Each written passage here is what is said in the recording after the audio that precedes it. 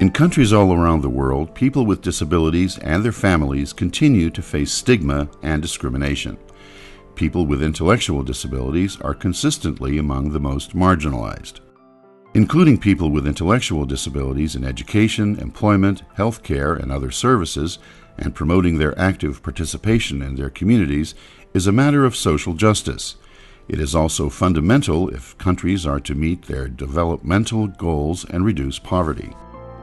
But are societies ready to make the necessary changes to ensure that all persons with intellectual disabilities can enjoy their rights and access opportunities to obtain decent work and a better life?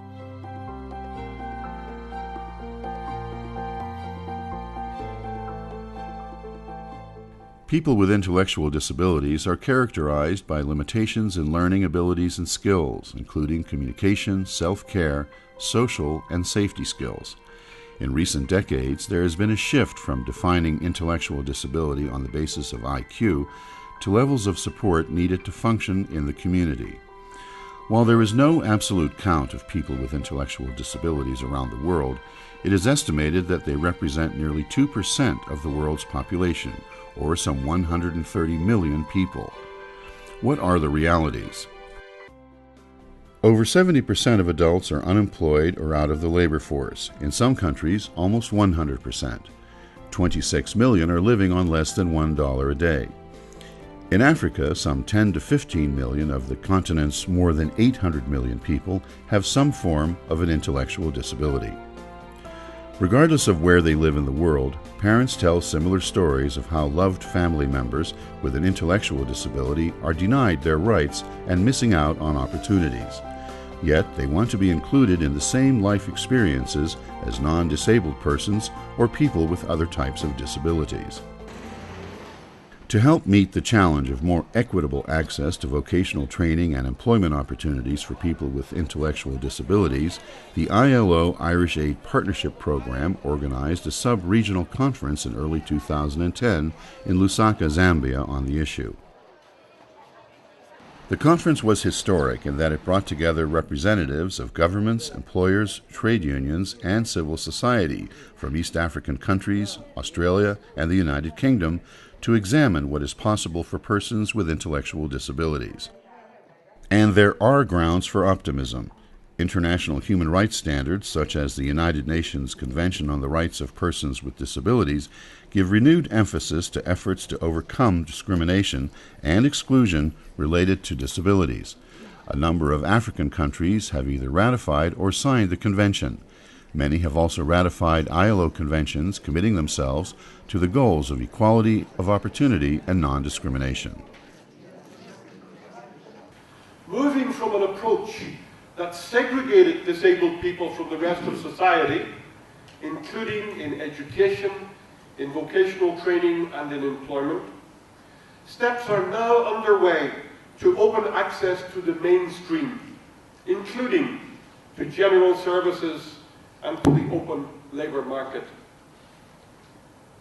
Everyone stands to gain from this new approach, as people with disabilities are entitled to take their place as citizens on an equal basis with others, and to make their contributions to their communities and to the wider societies in which they live. A key element of the conference was the participation of people with intellectual disabilities and their families, which gave them the opportunity to tell their stories. The support that we provide to...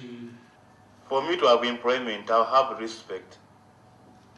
Wherever I go, people will say, look at Mr. Muya is an accountant. But if I'm not working, I'll have a double disability. Why? I'm a person with intellectual disabilities. 2, I'm not recognized in society, so I have 2 disabilities. When I have employment, I have independence.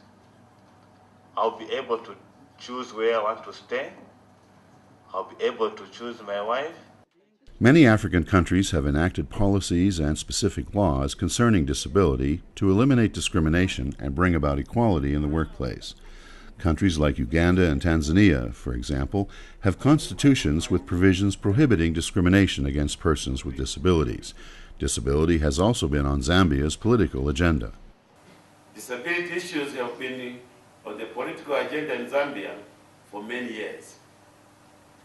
The Constitution states that every person in Zambia has been and shall continue to be entitled to the fundamental rights and freedom of the individual.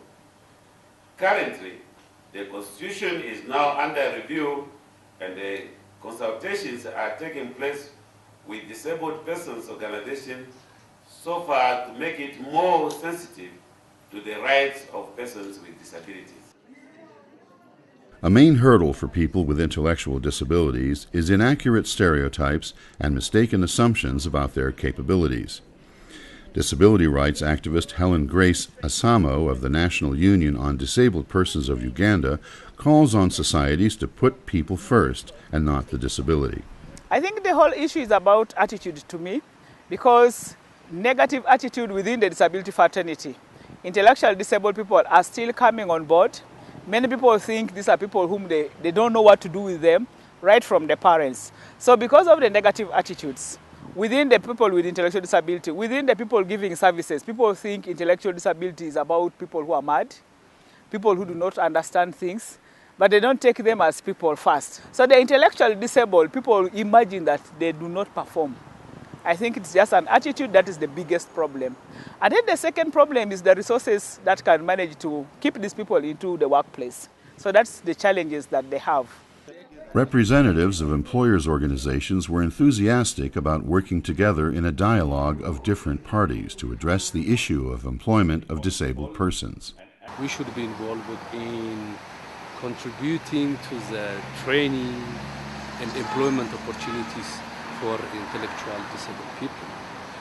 This issue should not be left to the families of the intellectual disabled children. It should not be left to this NGOs or intellectual disabled NGOs or to the government alone. As employers, we should take a share and be involved and know the issues behind.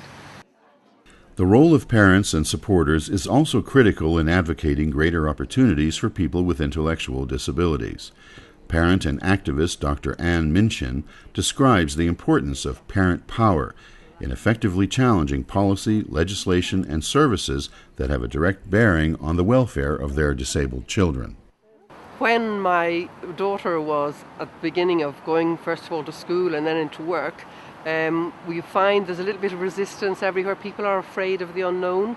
So you know what your rights are because the law's been passed, but it's not always possible that the people at a local level are putting everything into operation.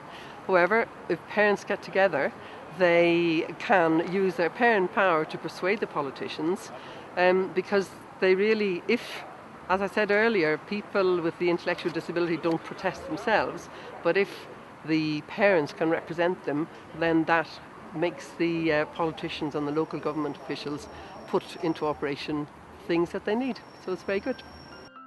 One of the most effective ways to influence community attitudes and create a more accepting environment is through employment.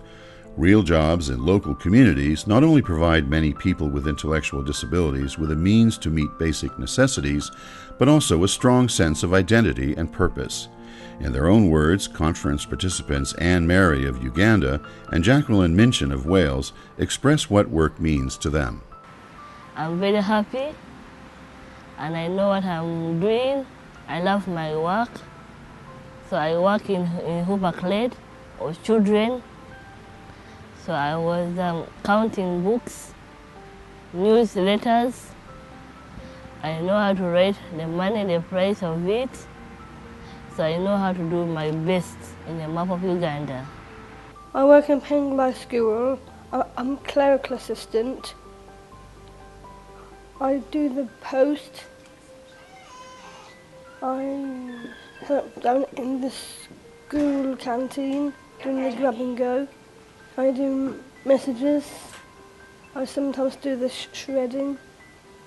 Increasingly, inclusion is seen as not just the right thing to do, but also what is required if countries are to meet their development goals and reduce poverty. Irish Aid, the Government of Ireland's program of development assistance, is firmly committed to addressing disability. Since 2001, it has partnered with the ILO and select countries of East and Southern Africa and the Asia-Pacific region to promote inclusion of people with disabilities in the world of work. Conferences like Opening Pathways to Training and Employment for People with Intellectual Disabilities provide a platform to share experiences and information, review good practices, and build alliances within and across regions. What is more, they provide first steps to effectively managing change to ensure that contemporary principles relating to people with disabilities are not only incorporated into national disability policies, but also put into practice and monitored.